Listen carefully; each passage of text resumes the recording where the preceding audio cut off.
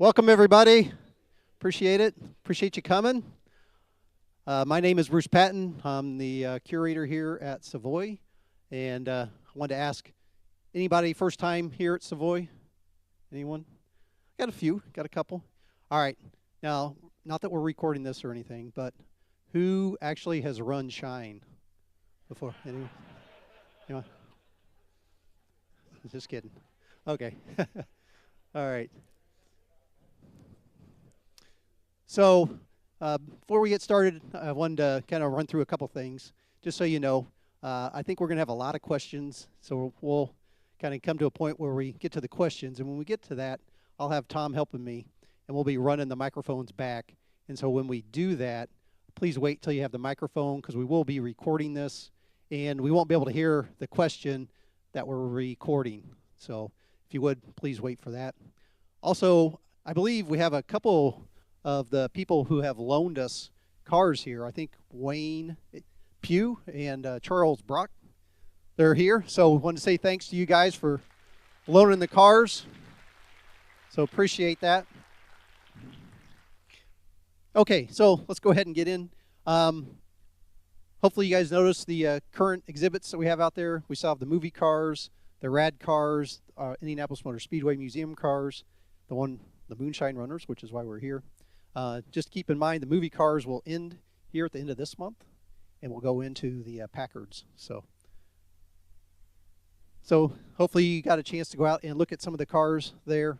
This one was in here so that we can kind of cover it a little bit. And then coming up, like I said, the Packards are coming up. You can go on our website and see the other ones that are coming up.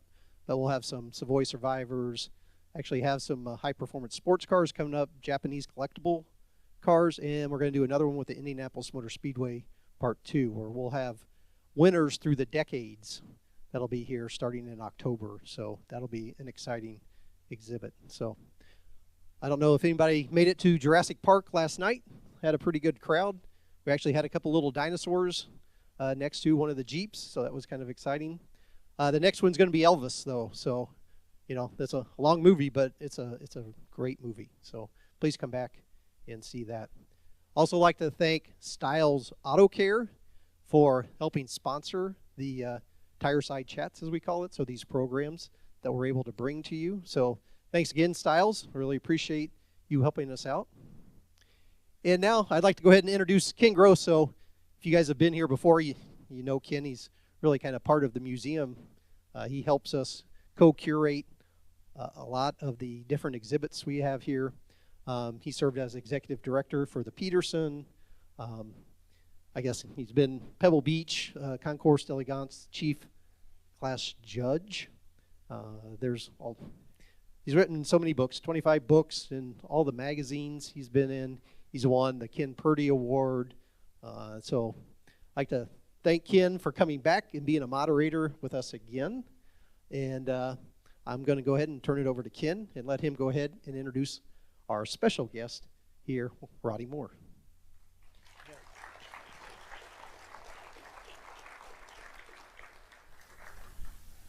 So Blake, if you'd flip the slide for Roddy, so let me first say thank you all for coming tonight. It's great to see you. Great to see a lot of people who seem to come to every one of these, and thank you for that. Roddy Moore and I have been friends for quite a long time. We didn't meet over moonshine. We met over hot rods. But as you can see up there, Roddy is, my experience with him was when he was a professor at Ferrum College, and he actually did a moonshine exhibit that kind of filed that away as an opportunity. He has, I won't go through everything on here, but he knows, he and his wife Sally know darn near everything about folk culture. They're colonial art collectors. They raise Percheron horses. If you've seen the Budweiser teams, you kind of know these are enormous animals, and they've had great success doing that. And Roddy is a fountain of knowledge, whether it's hot rodding or moonshine, and that's kind of what we're going to do this evening. I wanted to start by kind of reminding everybody that illegal alcohol production is not a new thing. it goes back to the 1700s, actually before, something called the Whiskey Rebellion. Roddy can tell us a little about what that was. Well, we've had a number of times that the federal government has stepped in and wanting their share of the profits off of white liquor. Now, at home, we don't call it moonshine. We refer to it as white liquor. Now, that other liquor that's made is government liquor, and it has that dye in it, and it makes you want it. The white liquor doesn't. But anyway, the government started with the Whiskey Rebellion, and that took place mainly in western Pennsylvania, but it did come down into Virginia and the Carolinas some, and that was putting a tax on whiskey to help pay for the Revolutionary War. Well, most people think of the Whiskey Rebellion as the first time, but it wasn't. James Madison in the War of 1812 put a tax on whiskey to help pay for the War of 1812, and then you'll have to excuse me, I'm old and my mind is not as good. The Revenue Act of 1861 was a tax on whiskey to help pay for the northern armies. So we've had different taxes put on whiskey before the 20th century. So it's nothing new for the people. They just did not appreciate having to pay it. Well, many of those people, they were farmers, and they maybe a lot were German, some were Scots-Irish. So their families overseas had learned how to make whiskey, and they thought it was another crop. I mean, why in the world is the government trying to tax us on something we make? Well, it was a cash crop, and if you look at the inventories of objects people owned in the 18th and 19th century, an awful lot of people had stills, and it was to process your crop in the fall at the end of the year, whether it was apples for brandy or whether it was corn. And it was easier to transport the liquid to market than it was the corn or the apples. So it was a producing revenue for farmers, and that's how they looked upon it, and hasn't changed. So for most of us, if you grew up, this is where I show my age many times in these presentations, but if you watched Elliot Ness' The Untouchables, those shows, that's kind of when when many of us had a realization that there was an act of Congress called the Volstead Act in 1919. But prior to the Volstead Act, which banned liquor, the sale of liquor nationally, it began a few years earlier as one by one, a number of states banned liquor in the individual state. And I love this ad up here. It's done by the Mountain Rose Distillery Company in Philpott, Virginia. And they're basically telling people, this is 1916 when Virginia was going to stop the production of liquor. They're basically saying good whiskey will be hard to produce, and when the state goes dry, you should be stocking up for 10 years. And that's if you read between the lines up there. Be sure to get your an ample supply for the Christmas holidays. It's going to be hard on a supposed free people to conform to the fake prohibition measures. So make hay while the sun shines, and get your orders in early. And this is he also notes in the last line that he's going out of business. Now we don't know. Maybe Roddy does whether he went out of the legitimate liquor business and went into the illegitimate liquor business. The family's still involved to this day. In 1908, North Carolina passed a law that you could not make or sell whiskey in North Carolina.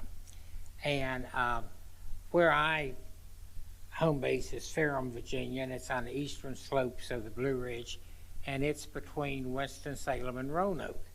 And we had a railroad that went in 1892 connecting Roanoke to Winston-Salem. And that railroad opened up the world for Ferrum, for the community. But in 1908, when they passed that law in North Carolina, one of the distributors and makers of liquor moved their entire operation up into Virginia and then sent postcards back to their customers that they could ship them whiskey and they could pick it up at the rail office. So people were looking to maneuver and try to get around these things by that time, but that was quite a rail system there, and it did, you know, they were trying to get around. Virginia did not support these acts, did not go against them, and of course our county didn't. But it's just the way the things were at that time. So Blake, can we go to the slide that shows all the tanks we just had for a moment ago? The one that shows all the tanks. There we go.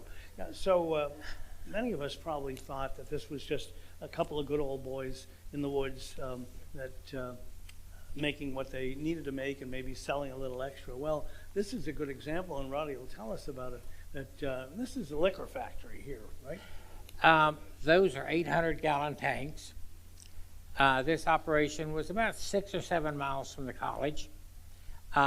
They worked 2 shifts a day at this operation, and a friend I interviewed about it, and I asked him, and he said, Roddy, we didn't make it to drink, we made it to sell.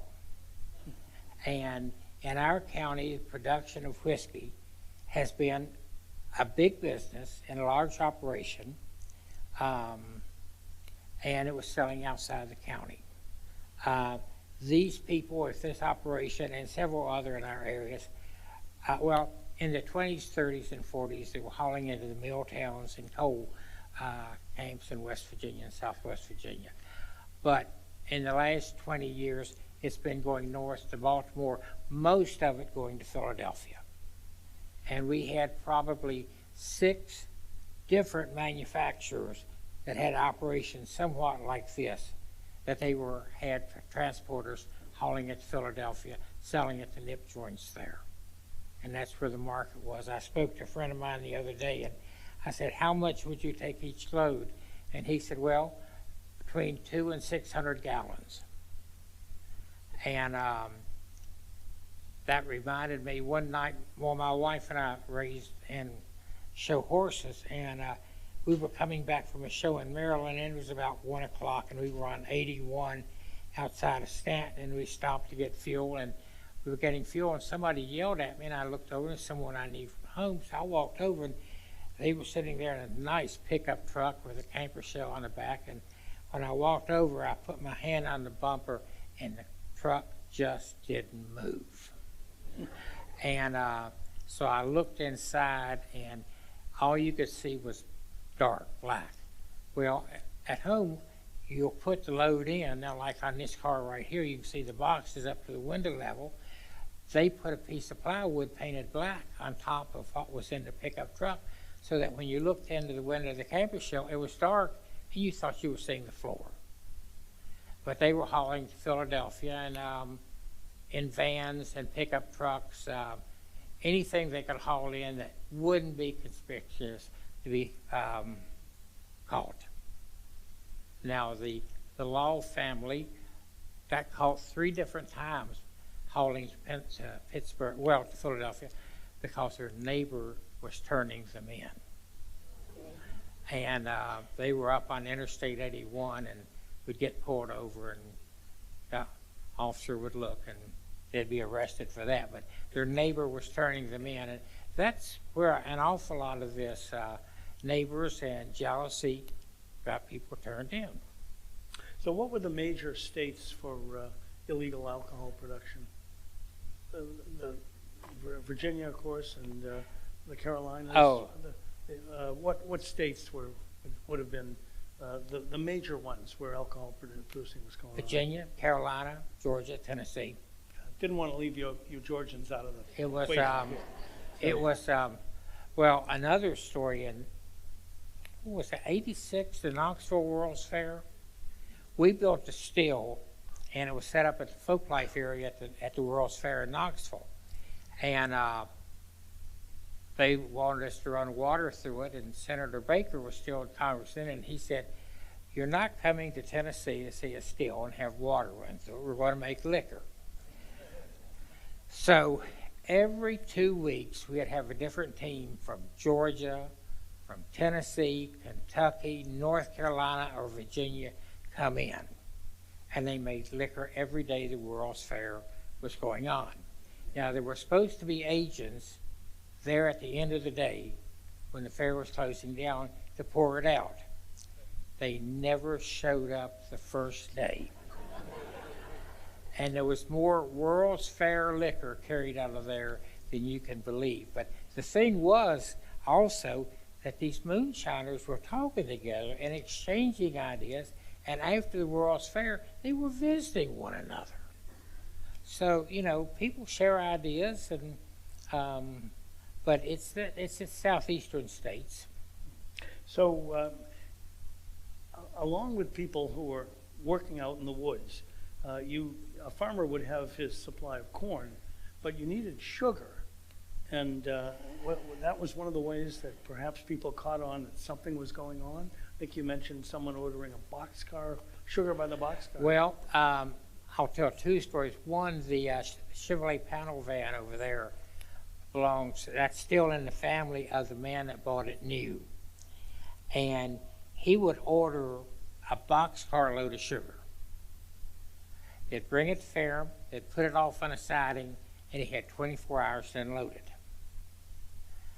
But getting materials in was never that big a problem. We had a conspiracy trial in 35, and we had a problem in the county that the Commonwealth attorney was being a little greedy, and he was trying to control liquor production and transportation in the county, and he charged what they refer to as a granny fee.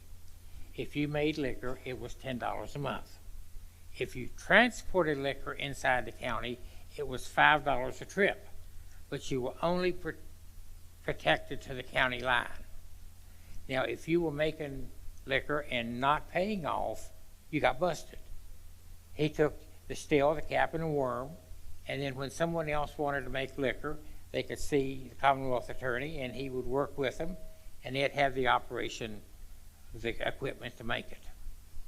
And the figures on this is rather incredible. The N&W was the rail system that hauled Norfolk and Western. Norfolk and Western. For today, you all know it as Norfolk Southern. From 30 to 35, 33,839 pounds of sugar. 13,307 pounds of cornmeal. 2,408,000 pounds of rye. Just over 1 million pounds of malt. Hops was 30,000 pounds. These containers were called jerry cans. Now, most of you, if you're older, you think of a jerry can as a gas container that was used in a Jeep. These were called jerry cans. We had one man in the county that had the concession for handling all of them. In that time, there were 205 carloads of these cans that came into Ferrum with 3,000 cans per load. That's how the whiskey was coming in, and that's how it was going out. Also, there was 115 pounds of copper coming in, so they could make the units for making the stills. It's just how things were. The local police did not bother the people. If you weren't selling to children or doing something bad, it was money going out, it was product going out of the county, it was money coming in, it was coming into families, they were supporting churches and schools, but it was the way families made a living. And it was an accepted way of making a living there. They saw nothing wrong with it. And it's still, to this day, being produced in our county. So let's talk Now, about... wait. Can you go back one? Is that the one with the big tank? No, I wanted ones with... Now, this is how liquor's hauled out today. It's in plastic jugs. It started out with the jerry cans, and it went to gallon mason jars or Kern jars, and then it went to the plastic containers. And the manufacturers of the containers, when they got an order from Franklin County, they would double or triple the thickness of the walls of those containers. But you didn't have to worry about noise or anything else. If you filled them up, you didn't have the squashing, but that's how liquor was coming out. Now, that's how cheap liquor is coming out. If you're buying a brandy or a rye or a better product, you still get it in glass jars today. Still get it in mason jars. For you all that can of things, you know that mason jars and current jars have a number on the bottom where you never put liquor in one that has 13 on the bottom. It's just bad luck. You don't do it. And the people at our local cannery, when they're canning for people, and people bring in jars for the canning, and they put it in the water for boiling, if the jar explodes, then it must have had liquor in it at one time. So you have a lot of local lore and customs and stories about this, but it's been a way of life for an awful lot of people. It's still being made today. We have legal distilleries now, and of the 5 in the county, 2 of them are in families that have a long history of being in the business, and the other 3 are wannabes.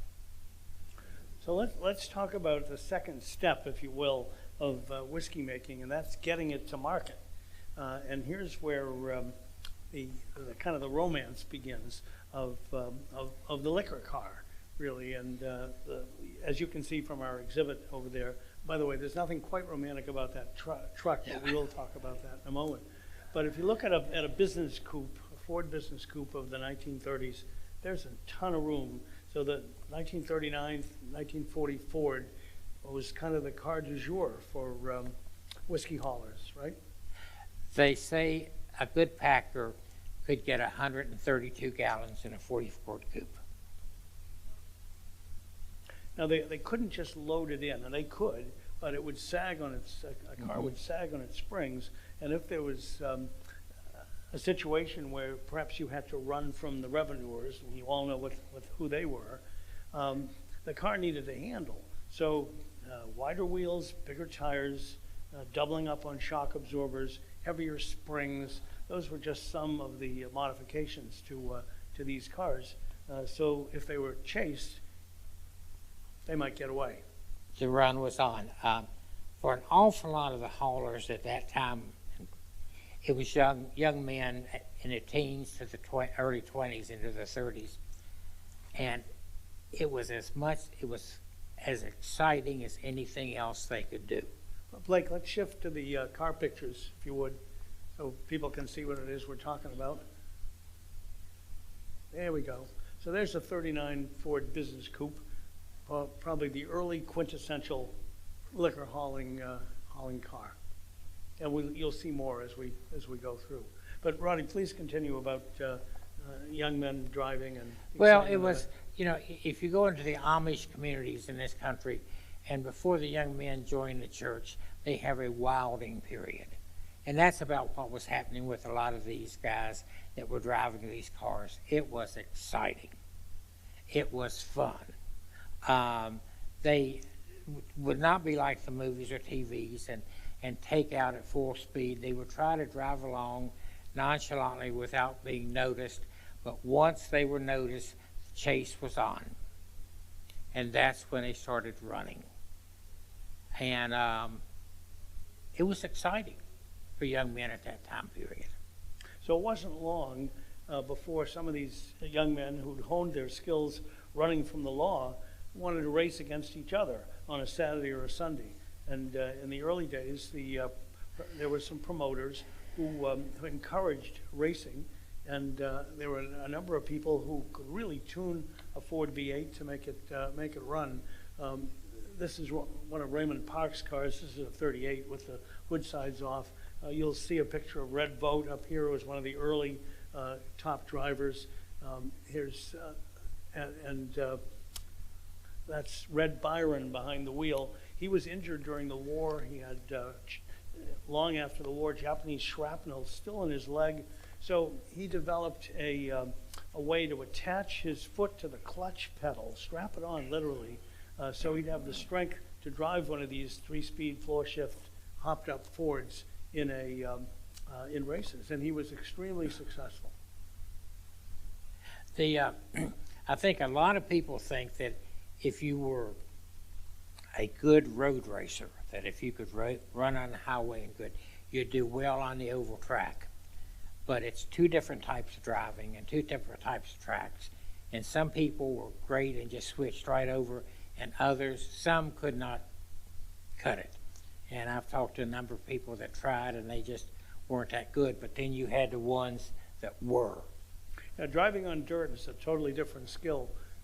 That's Raymond Parks behind all those trophies. He started out as a liquor runner and became a legitimate businessman, so successful in the Atlanta area that he was able to loan money to Bill France at the beginning of NASCAR. We'll talk about that in just a minute.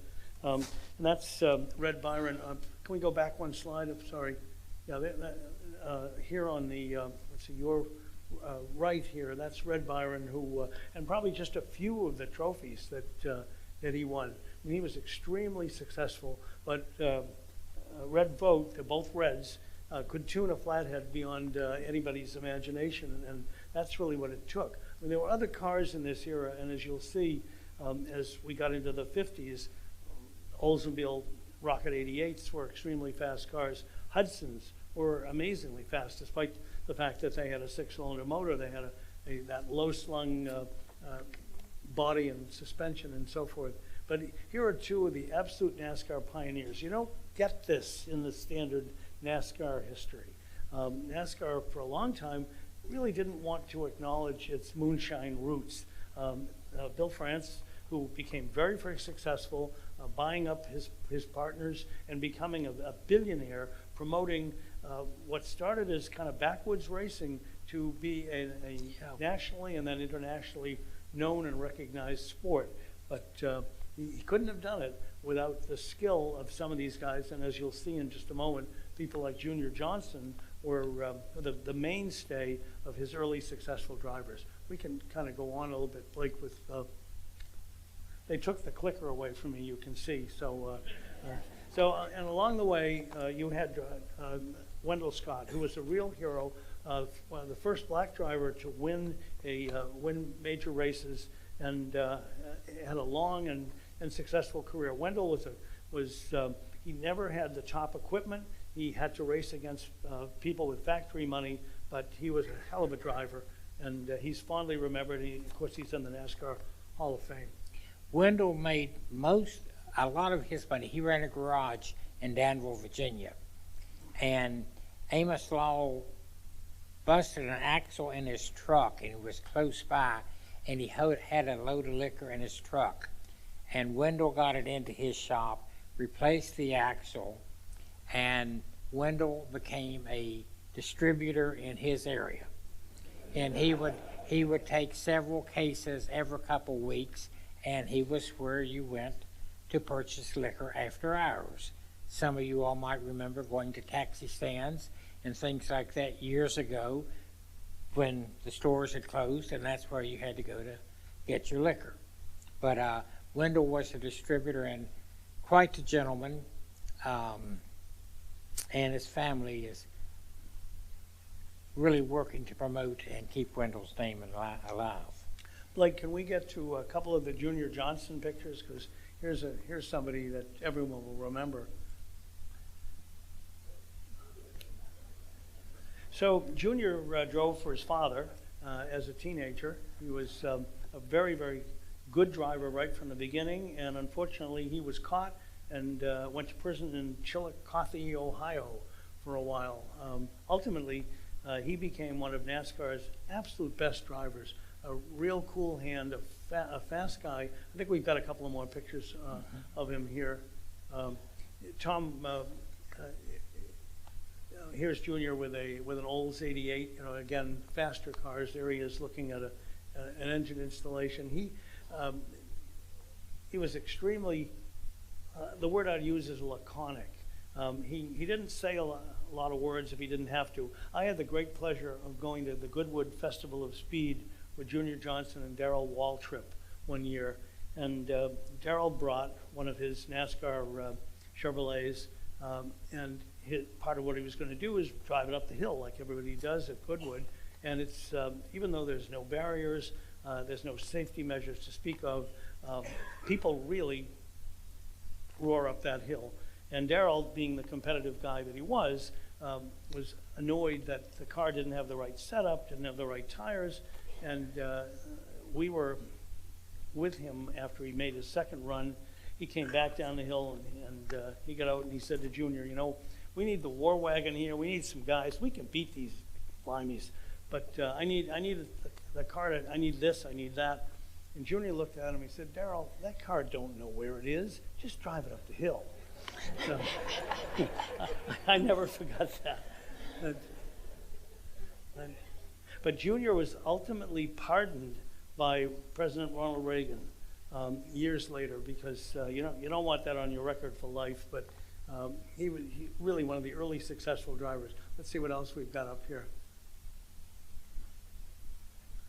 So this is Fonty Flock. The Flock brothers, Bob and Fonty, were two early heroes. And in step-down Hudsons, they went on to drive Oldsmobiles, but the Hudson had a 300 cubic inch motor. It could be tuned to a fairly well. It came from the factory stock with dual carburetors, and that low silhouette gave it much better traction.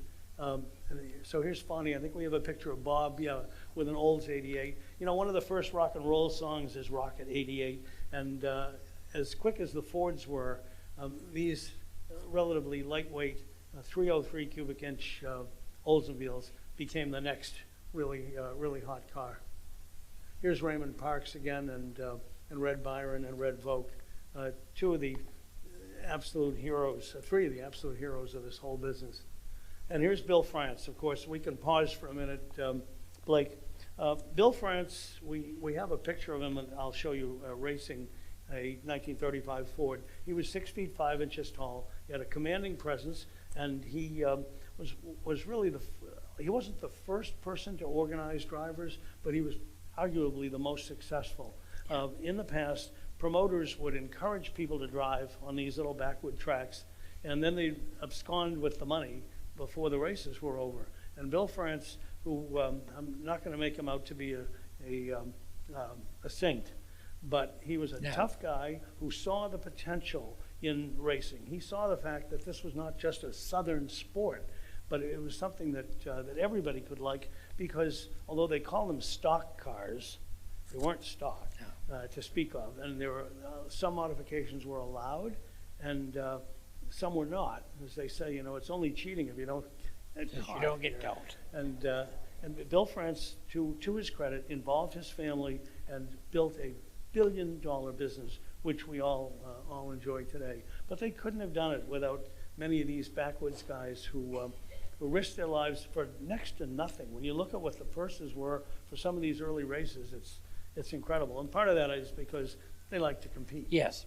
The racing started long before that. The first race in Virginia was in 1903, and they brought the big wheel racers down out of New York by rail, and they were going to race on the beach at Virginia Beach, but the sand was too soft. So they moved them over to the county fairgrounds, to the horse track for the flat track, and that's when the first race in Virginia was, but it was the big wheel cars. But I imagine the real first race was when the second car got there, and it was beside the first car, Right. and that was the first race. Well, Daytona Beach, through the 20s and 30s, and before Bonneville really took off, was a setting for land speed records. And what they did, which was very clever, they used part of the beach course and part of the road. And Blake, if we can get to those Daytona pictures again. Sorry, everybody. There we go. Good. So you can see they're racing on the sand here, but that was half of the track, and the other half was on the road, which they would shut down. And this is a little later in NASCAR. You can see the two leading cars there with our Chrysler 300s. Keycar for Racing prepared those. They had 300 horsepower from the factory with 2 4-barrel carburetors. So they were extremely quick cars. But it's interesting because in the earlier days, I don't have a picture to show you here, but a driver named Johnny Mance driving like a early Plymouth, a 48 or 49 Plymouth, he won a major race against much faster cars because it was a 500-mile race, and a lot of guys they'd never raced a distance like that. They wore their tires out, they wore suspension pieces out, and Mance and his little tea kettle just kept going round and round, and people after that race said, there's just no way a Plymouth can beat an Oldsmobile, but he did.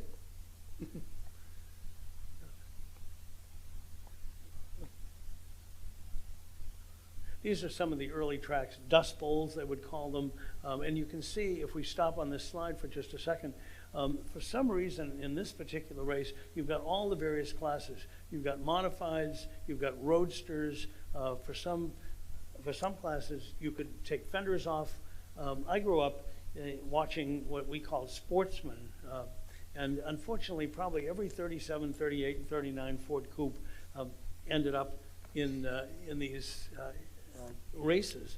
Yeah. This is an interesting picture. We don't know much about it, but you can see the first 2 cars are Lincoln Zephyr sedans. They're probably from a local dealer, and they're I'm thinking they're the pace car. The hearse in the back looks like a Packard, which is probably doing double duty as an ambulance.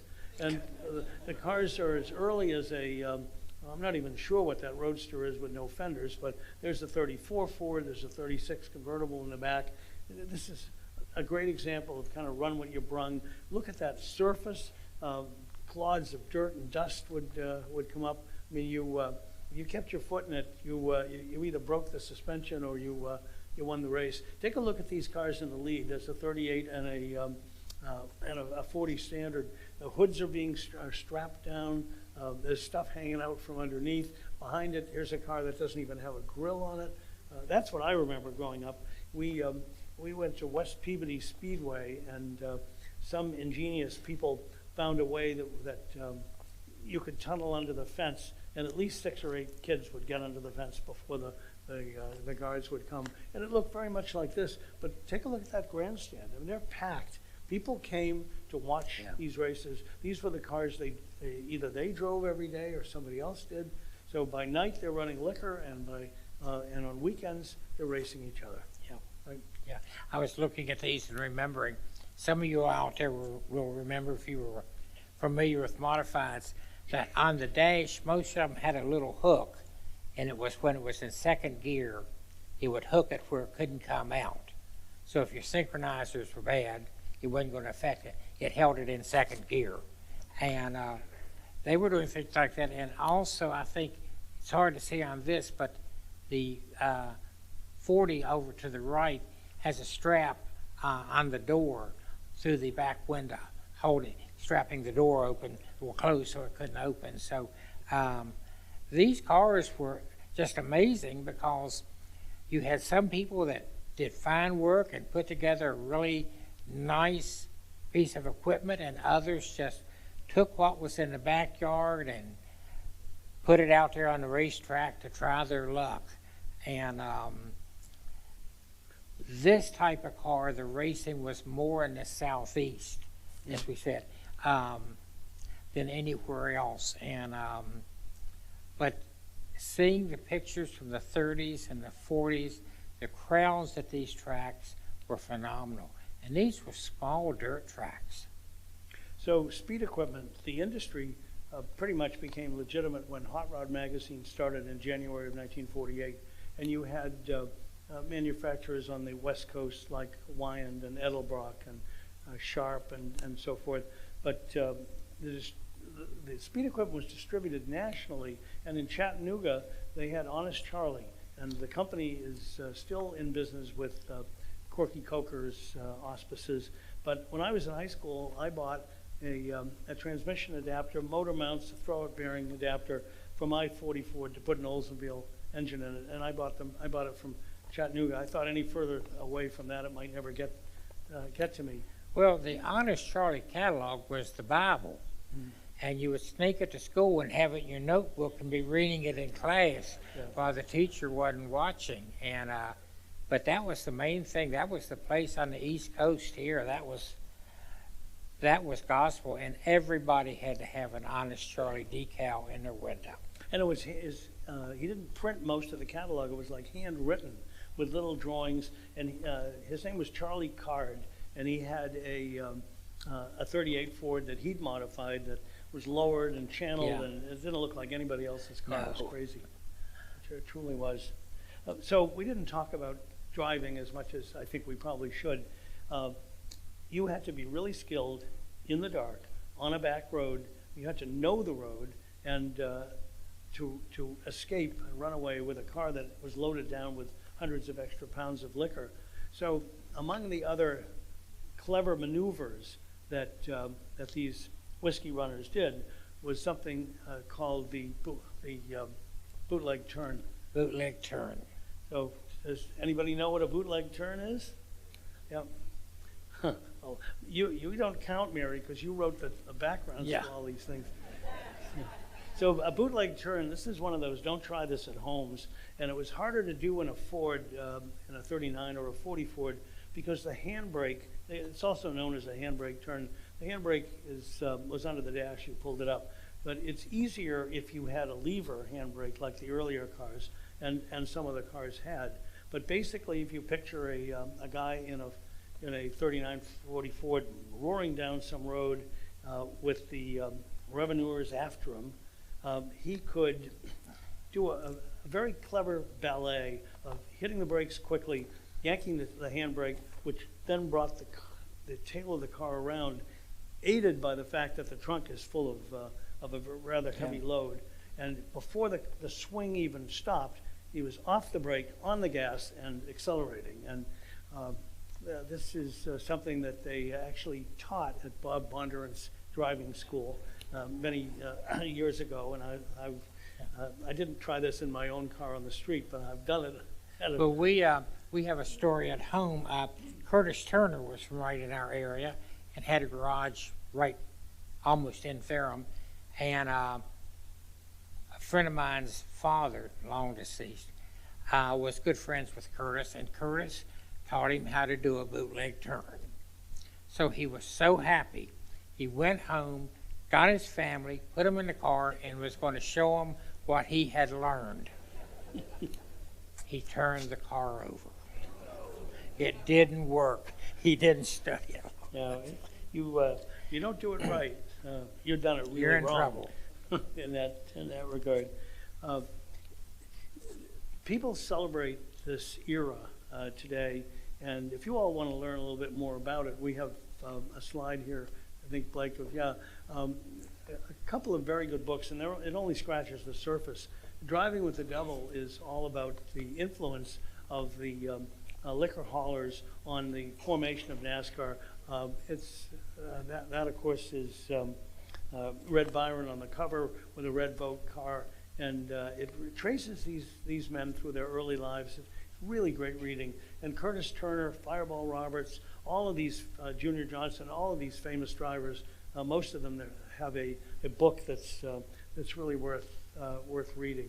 It's what I find most, well, and then the other point I guess we wanted to make is there have been a number of movies about this, and perhaps one of the most famous is Robert Mitchum's Thunder Road, where, and I can remember watching this, I want to say the 50s, I think is when it was, 50s or early 60s.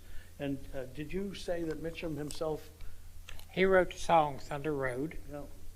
And now, how many of you all in here watched the movie when it came out? We can tell all the old people. Okay. Yeah. How much time did you spend looking at that one shot to see what type of motor he had in the car? Well, I can read. Now, we spent many hours, but that was our hero. You know, so many of these transporters were heroes in their communities. They were sort of the anti-hero. They weren't a good guy, but they were someone that people looked up to and respected and thought they were doing neat things. And they were a lot of the folk heroes within our communities. You know, you don't hear about the man that made the whiskey. You don't hear about the man that sold the whiskey, but you hear about the man that transported the whiskey. Lyric is thunder, thunder, over Thunder Road. Thunder was his engine, white lightning was his load. And of course, it has a sad ending. In the 50s, you really could not get away with it, right? No. So if you haven't heard that song in a long time, I think you'll find it fun. It was a fascinating era, and as Roddy points out, it's still not over. There are still people making illegal alcohol.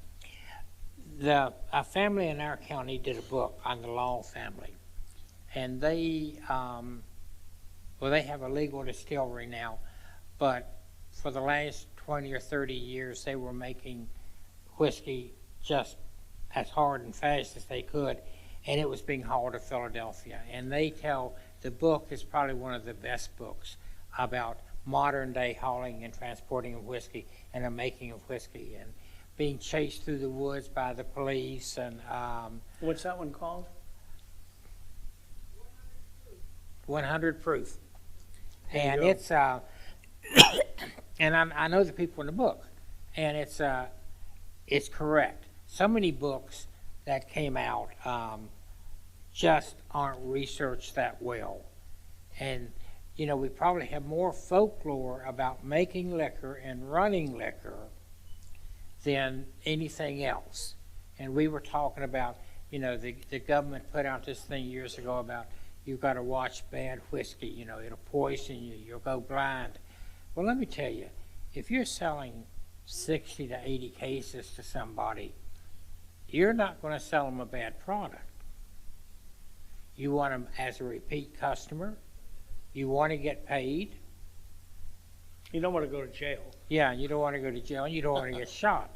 But if people had bad whiskey, it was poured out because you just couldn't sell it because there went your name as a manufacturer. It's just like business anywhere else. You produced a good product and you could sell it.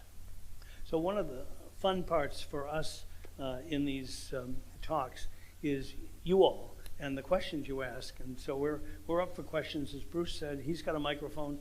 Tom Chanel has one as well. So we'd love to hear your questions. And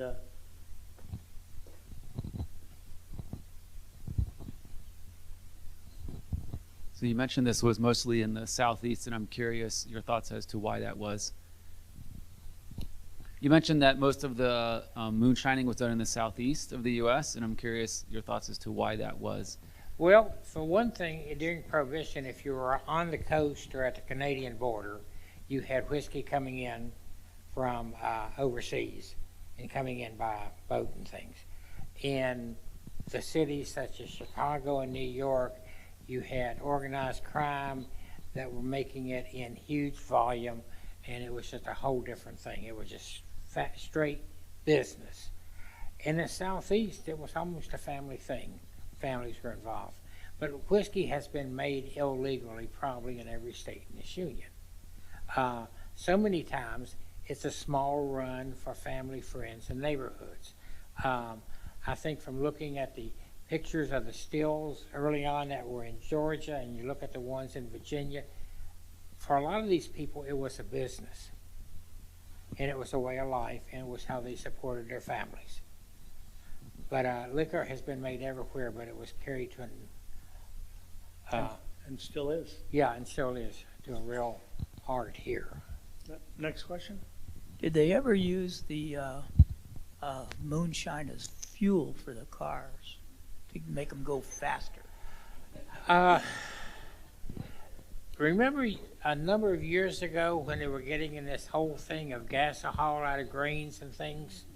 Some people in the liquor business looked at that and just decided it wasn't the way to go. You couldn't make as much money.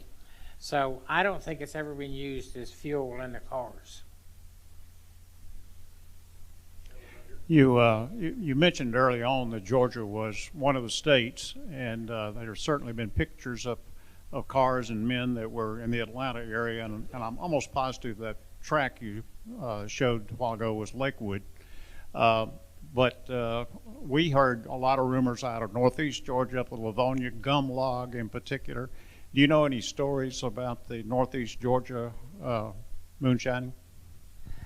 I don't know, because the area that I've spent my time in has been in the Blue Ridge Mountains of Virginia, and then looking in western Virginia. And in the Blue Ridge, where I'm from, it was a totally different thing. It was a business, and it was quantity. You get further out into the coal fields and you see some small, really pretty, not very well made stills and things put together, and they were making small quantities. But the coppersmiths in our area were doing good work, and they knew how to work copper and how to do dovetail seams, how to do trench seams, how to bend the coils. It was, you know, again, we haven't talked about it, but that was a whole other business of making liquor, was the man that made the equipment.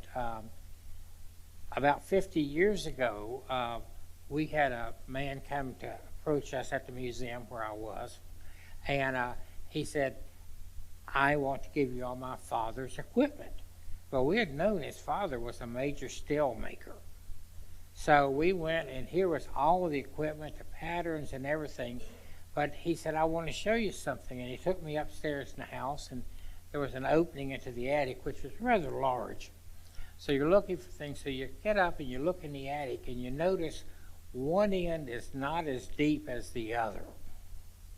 And there was a false wall with where he was hiding made product, because it's against the law to own the equipment to make whiskey. But Lincoln Gusler, we had one of the neatest things he had that always amazed me.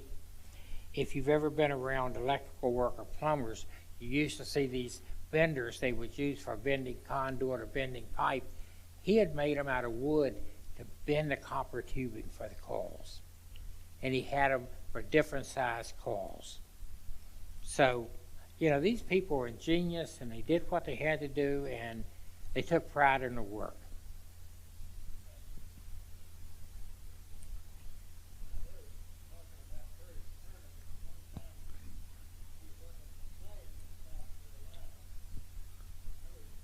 Can you hear him? Could you speak a bit louder, sir?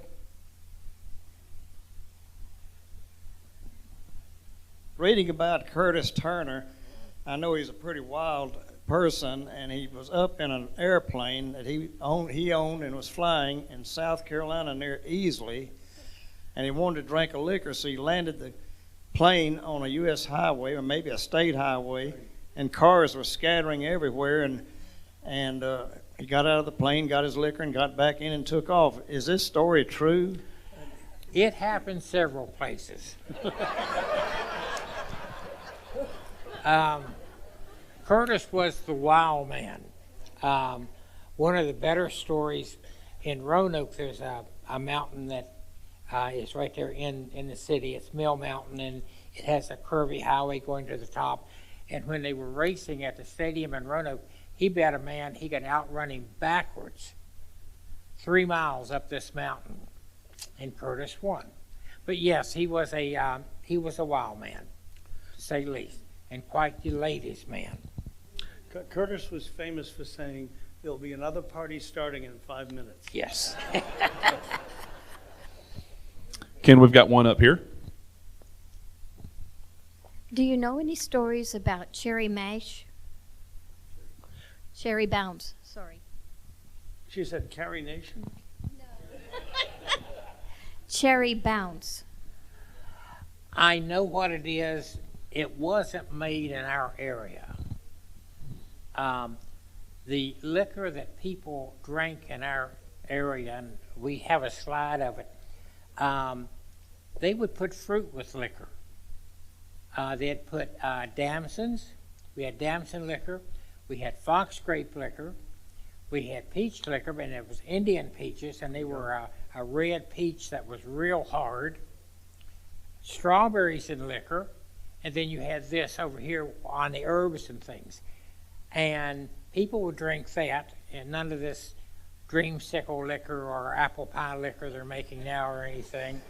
But what people did in our area more than anything else was they'd start off the day with a little liquor in their coffee called coffee lace. And you could drink that all day and just keep you going all day. And if you get down to it, that is nothing more than Irish whiskey without the whipped cream they put on it today. But that's these new fancy drinks. But now Cherry Bounce was an 18th century drink, but it wasn't. It was produced differently with fruit. You think about it in your liquor store, look at a bottle of Jack Daniels, and it's essentially started the same way this did, except they put it in these French oak charred barrels, give it color, give it a little different flavor, but it's the same thing. Well, charcoal tablets will do the same thing in liquor, so. The most thing on moonshine or white liquor is that it's just not aged. It's usually sold before it's cool.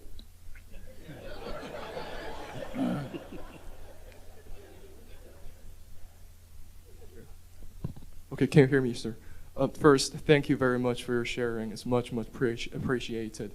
Yeah, according to your description, I would suppose that moonshiner used to work in a discreet way to guard their secrecy, so that I assume they won't be so glad to become conspicuous. But nowadays, according to one of my relatives living in North Carolina, she said there is a town to the north of Lenoir, North Carolina, is known for making moonshines even till today. And it is so well known and conspicuous that, quote unquote, according to she said, the Bureau has to raid them using military grade equipments and Humvees. And please, I need some confirmation to prove it if it's true. In our area, the federal government started using airplanes in 1952 to spot smoke sources from the air. I know of 4 different families that had Piper Cubs that would fly and see if they could spot their neighbor's stills to tell them if they could see them from the air or not. So it varied, but everyone in the community knew who was making liquor. It just wasn't a secret. You knew who was making liquor. A friend of mine, musician, said that his great uncle lived in Ferrum, and when he was living there, everybody made liquor but the Baptist ministers, and they were making the barrels. So everybody knew, and I mean, if you think about the numbers I read off of the things coming in at the train station and being unloaded, and the police never bothering them. And the thing that always disturbed us was within 10 miles there were 2 other stations. And I never heard the figures for those, but I'm sure the product was going through there as well. But people knew who it was. In our area, the ABC, or the revenuers, and the moonshiners got along fine. They knew who each other were. A lot of times, if they were caught, they'd tell them when to show up for court, and they would appear at court.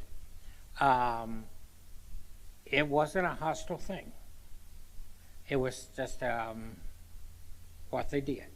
Of course, they always ran and tried to get away, and in the book on 100 Proof, they talk about that if you're at your still site working and you see someone down here, and that's how they'd always spot somebody, watch them.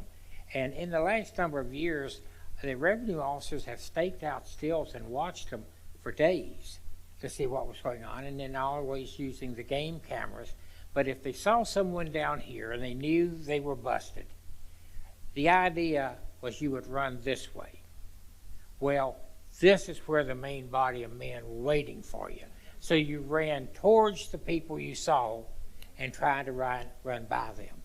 And if you could run and get away, you got away. That was it. If you got caught, you were caught. And it was just, everybody knew everybody and what they were doing.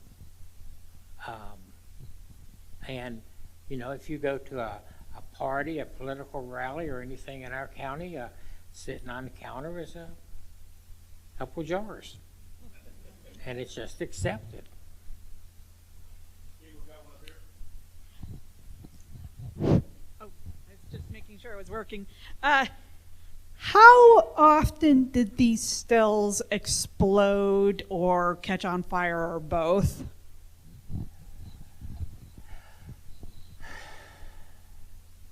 I only know of 2 explosions, but I also know of one.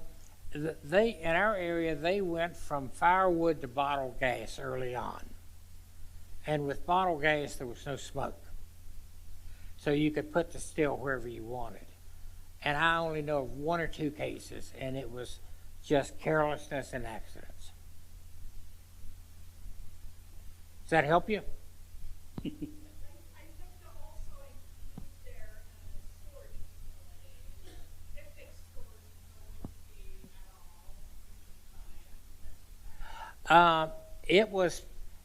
When it was made and bottled and put in cases to go, usually that week it was gone.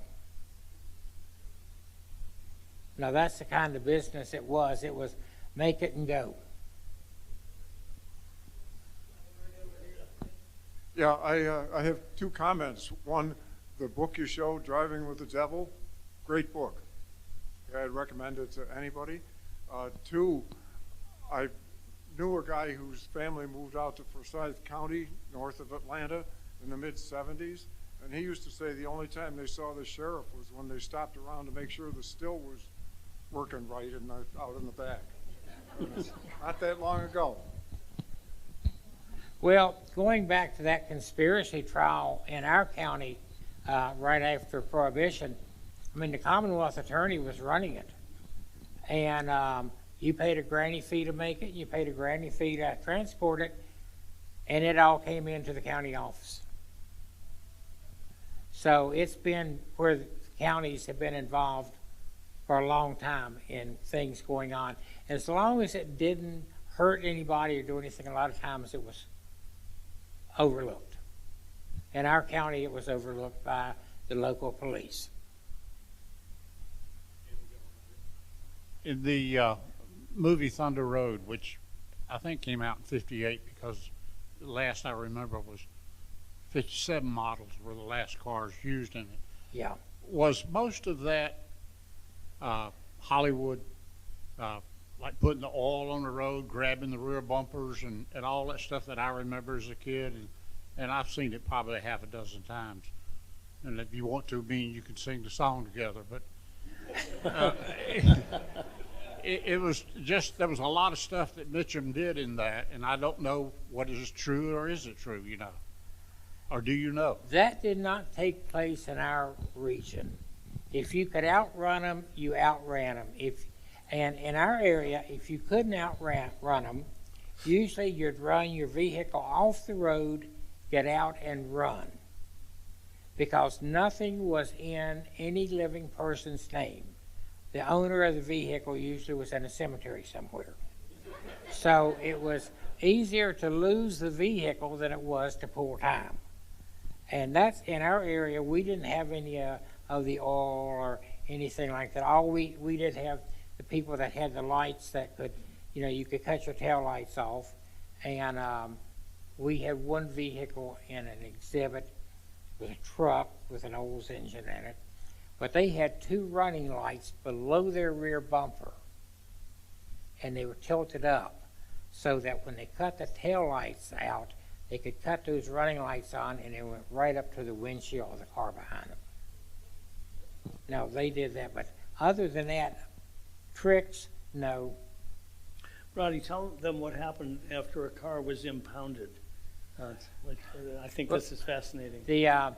The woman's family that owns the panel over there, her grandfather and father,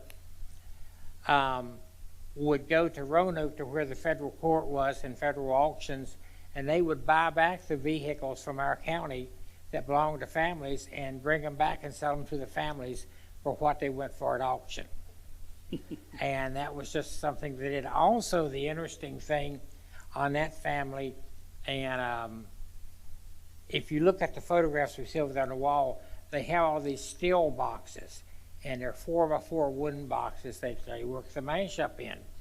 And Beth's father, her grandfather learned to run a sawmill. There was back in the 30s and into the 40s, there was a federal camp up in West Virginia in Monongahela federal forest. It was about 1 million acres. And they had a camp up there to send people to that were breaking the law, federal law. There wasn't a fence or anything around it, but it was so far back in the woods, you didn't want to get out and try to escape or go anywhere. And they were teaching a lot of skills. Beth's grandfather learned to run a sawmill there. I've got another friend that learned heavy equipment there. But it was interesting because the family could take you up, drop you off, or pick you up and come and get you. And but it was more of an honor camp than anything else. And at home, they always referred to it. When somebody referred to it going to college, you knew where they'd been. And the interesting thing was right during the McCarthy hearings when they found all the communists, and they sent some of them to prison, they sent them up there. So a lot of people were taught to read and write up there by these commies that came into the camp. But they talked about the camp with fond remembrances. But anyway, Beth's grandfather learned to run a sawmill. And so on these boxes we're talking about, if you build a 4x4 wooden box, it's hard to carry through the woods or anywhere else.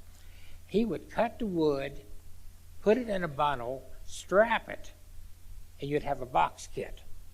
And you carry it to the site and put it together. And that's how ingenious some of these people were that were involved with these things.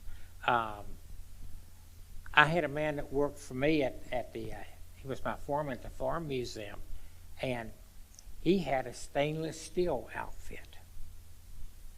And early on, he asked me one time if I could help him do something, and I said, yeah. And so we went up, and he had hid it under a bridge. And trout season was coming on, and it was a trout stream below it. So he had to move the steel, but it was a stainless steel outfit. And people took pride in things like that. You know, between each run, they would clean them out and make sure that they weren't getting a bad or dirty product through there. I was looking at some whiskey that was made recently, and they said, well, you know, we aged it in barrels, but it's got a few little wood chips in it, and we have to filter it again to get it out. Now, that's how picky some of these people are on what they're making and how much they really care about it. When we were talking, one of the things that you mentioned was that everybody knew who was making it, everybody knew who was running it, but the real secret was who was the money behind it. And so can you talk about that in terms of the financing that went on because of the fact that this is such a big business? Well, it is a small outfit. If you're running 2 to 4 pots, you're going to have to put up about $10,000 or $12,000 to get this business started with because of your sugar and all your malt and everything. And the steel is one thing, but the cap is expensive and the worm's expensive.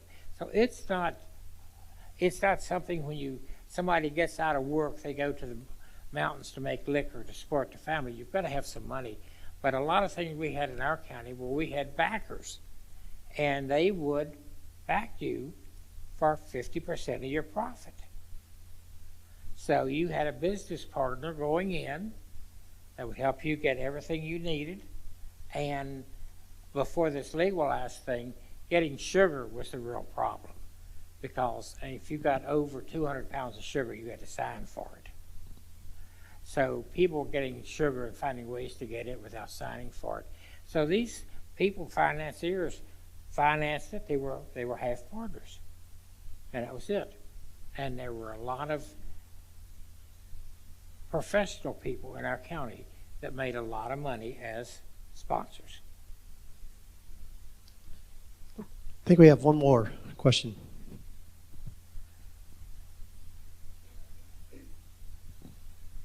There's a Hollywood movie called Lawless.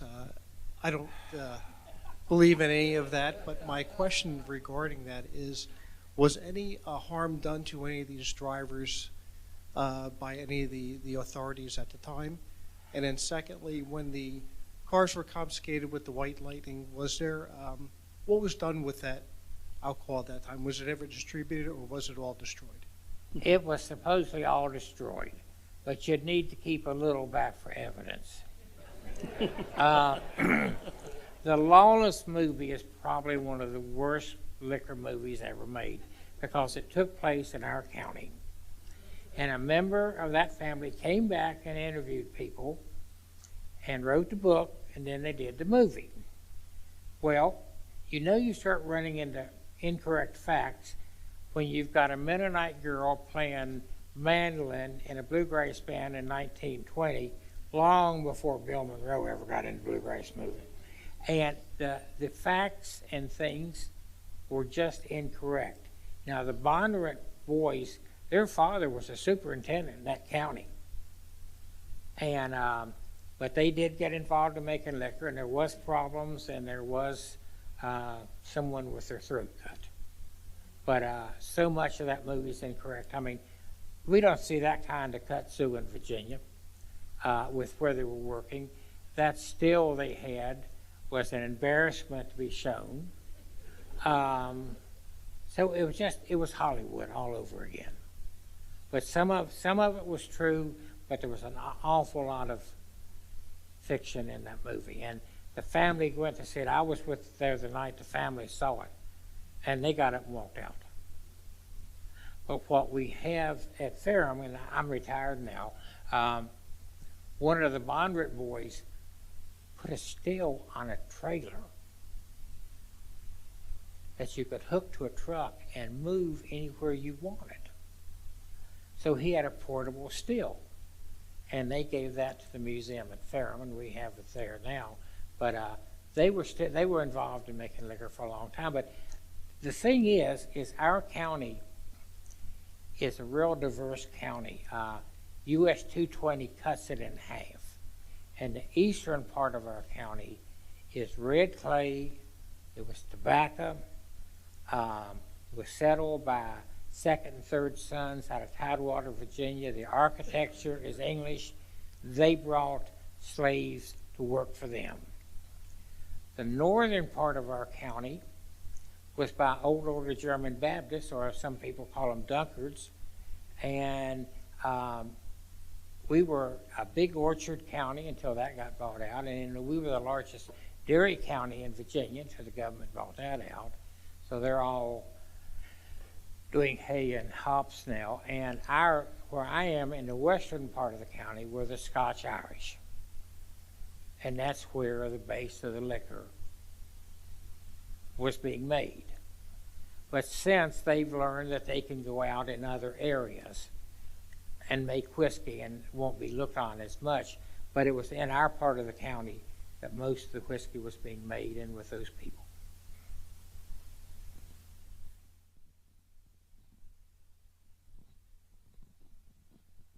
All right, I wanted to thank Ken and Roddy for the program.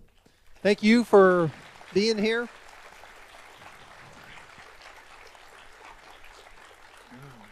And hope to see you back here for the next program. So, Bruce, could I just Yep. say one last thing? Go right ahead, Ken. I want to add my thanks to Roddy. We've known each other a long time. He's the real deal, and I really appreciate your help tonight. Thank you, Ken.